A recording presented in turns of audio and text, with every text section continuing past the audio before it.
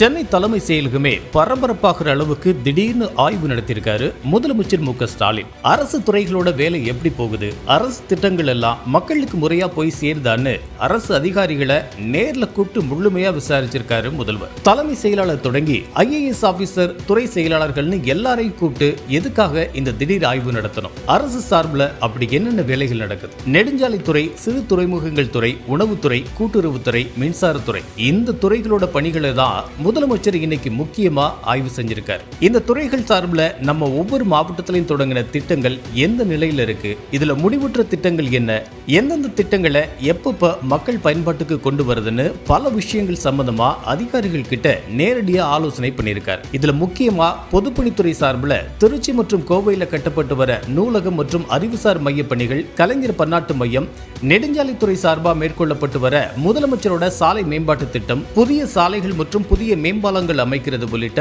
பல்வேறு பணிகளோட தற்போதைய நிலை என்னன்னு அதிகாரிகள் கிட்ட நேரடியா கேட்டு தெரிஞ்சிருக்காரு முதலமைச்சர் மு.க.ஸ்டாலின். இந்த திட்டங்களை கண்காணிக்கிறது மட்டும் இல்லாம அரசு அறிவிக்கிற திட்டங்கள் மக்களுக்கு விரைவா போய் சேருதா, அதுவும் பயனாளிகள் கைகளுக்கு நேரடியா போய் சேருதான்னு அதிகாரிகளே அதை உறுதிப்படுத்தணும்னு சொல்லியிருக்காரு. இது சம்பந்தமான ரிப்போர்ட்டை எனக்கு நேரடியா சமர்ப்பிக்கணும்னு அட்வைஸும் பண்ணியிருக்காரு முதலமைச்சர் மு.க.ஸ்டாலின். இந்த திடீர் ஆய்வால தலைமை செயலகமே இன்னைக்கு பரபரப்பா காணப்படுற நிலையில முதலமைச்சரோட இந்த நடவடிக்கை பொதுமக்கள் மத்தியில மிகப்பெரிய பேசு பொருளா மாறி இருக்கு.